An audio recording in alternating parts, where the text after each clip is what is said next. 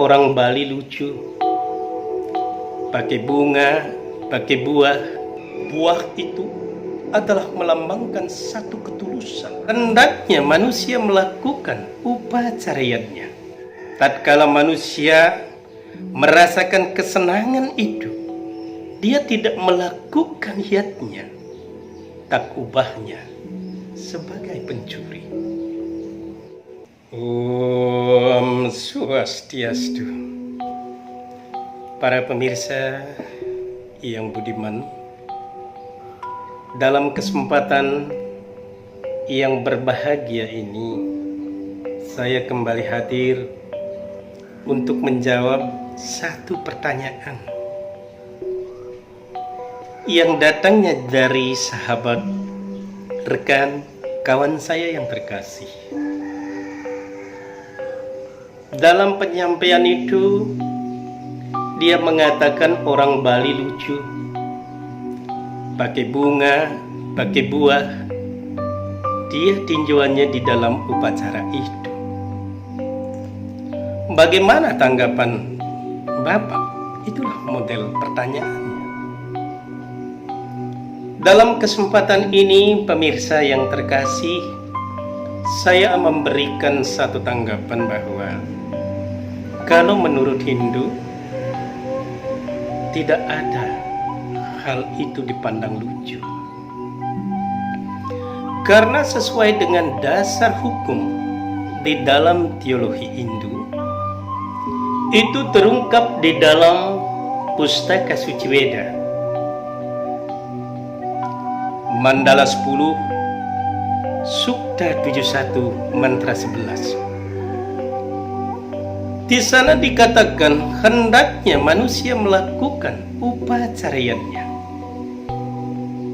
Dengan demikian, dalam prosesi upacara iatnya itu, setidak-tidaknya bunga, buah itu ada.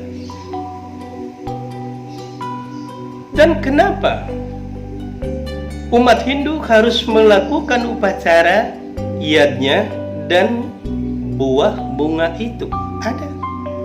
Karena itu adalah sebagai sarana. Hal ini terungkap di dalam Pustaka Suci seperti Adhyaya 3 Sloka 12 kita. Istam bogam hiwa dewa dasyante yadnya bawitah tair daptan apradibyo yubukti setena ewasa. Sesungguhnya manusia yang pernah merasakan kesenangan itu adalah pemberian para dewa. Tatkala manusia merasakan kesenangan itu, dia tidak melakukan hiatnya, tak ubahnya sebagai pencuri. Jadi Hindu itu, dia takut dikatakan pencuri. Dan dia memang tidak harus melakukan pencurian, karena itu bertentangan dengan norma hukum maupun norma agama. Sehubungan dengan itu, pemirsa, saya kembali mengungkapkan kenapa Hindu harus menggunakan bunga dan buah itu di samping yang lain. Karena terungkap di dalam Pustaka Suci Weda, kita Adhyaya 9 Sloka 26. Patram puspam palam toyom yama vidya para jadi upah ritam asnami prayatat mana. Brahman bersabda, kendatipun kau mempersembahkan seteguk air, setangkai bunga, sebiji buah, sehelai daun, asal dilandasi hati yang tulus dan ikhlas, sembah baktimu akan aku terima. Jadi mengacu dasar hukum yang tertera di dalam Pustaka Suci Weda itu, umat Hindu sangat berbahagia sekali bisa mempersembahkan seperti yang disebutkan itu, antara lain bunga maupun buah itu. Dan Hindu memandang bahwa Semua yang ada di dunia ini adalah ciptaan yang maha kuasa, Brahman, Tuhan yang maha pengasih. Karena itulah hendaknya sebelum menikmati, maka dipersembahkan terlebih dahulu kepada Brahman, Tuhan yang maha pengasih. Setelah dipersembahkan, barulah dinikmati. Yang bisa dinikmati seperti buah itu dikenal dengan prasad atau prasadam di dalam Sanskrit. Lorotan istilah di Jawa, lungsuran istilah di Bali. Ini adalah berkah, ini adalah anugerah yang luar biasa.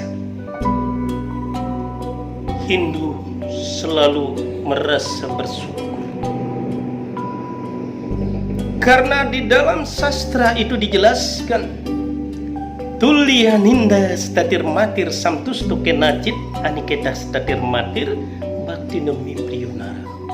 Kita harus puas dalam hidup ini, mensyukuri sekecil apapun rezeki yang diberikan oleh Tuhan, teguh dalam pandangan mewujudkan serada bakti kita kepada Brahman dalam manifestasinya sebagai para dewa.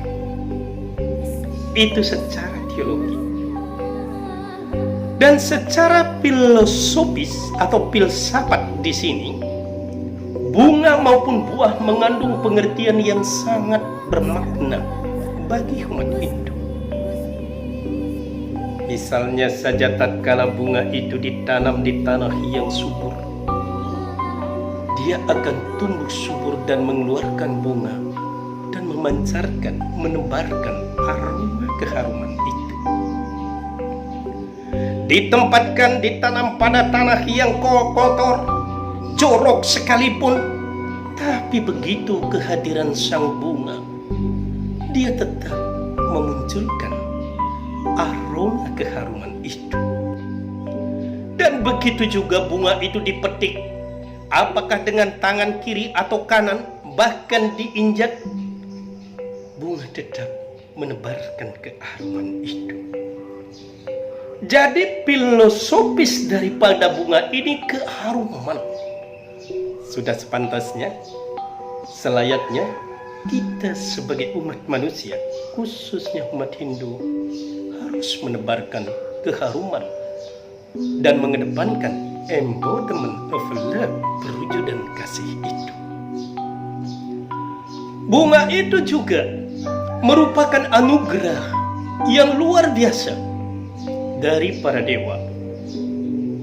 Saya mengingatkan kembali kisah yang terjadi masa lampau. Dengan keangkara murkaan, keserakahan, keegoan yang dimiliki oleh Rahwana yang terkenal sakti di ketiga dunia, maka pada saat itulah Brahman dalam manifestasinya sebagai Dewa Wisnu itu mengambil bentuk atau wujud yang disebut dengan Awatara Sri Rama.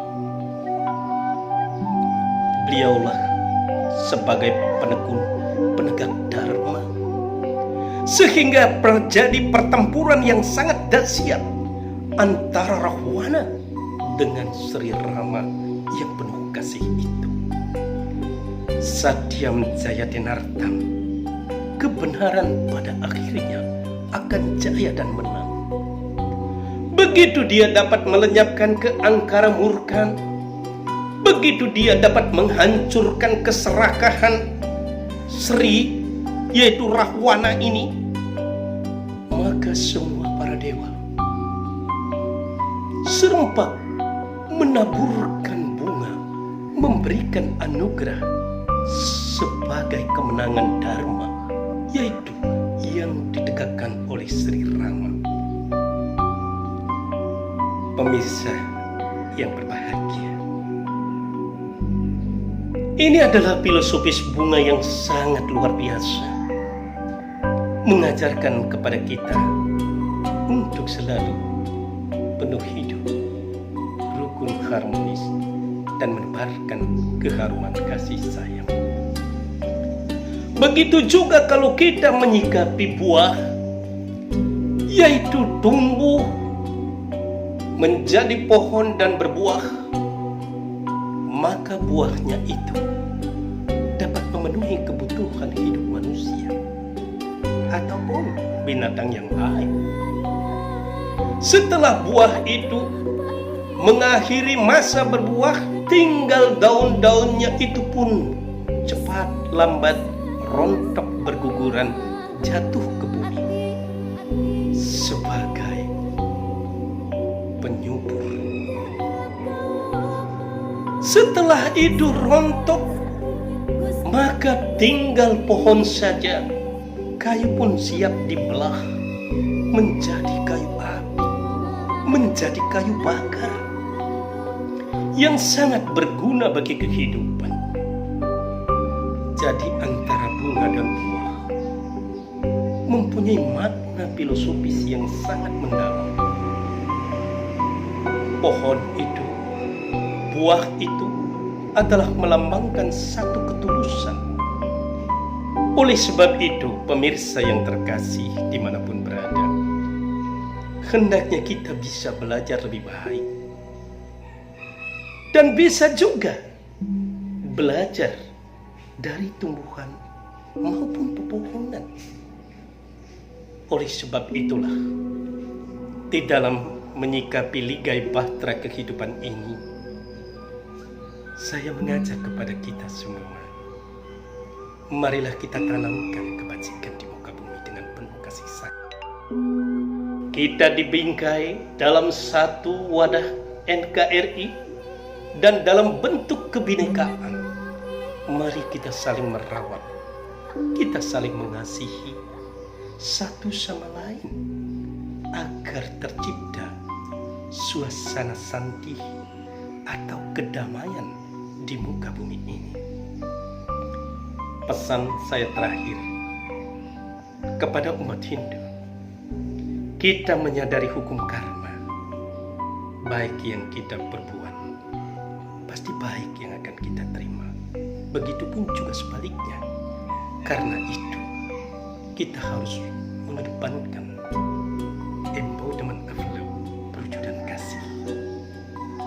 Terima kasih pemirsa yang terkasih dimanapun berada. Semoga jawaban ini bermanfaat bagi kita.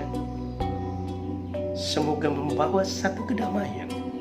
Dan saya akhiri dengan Parama Santi.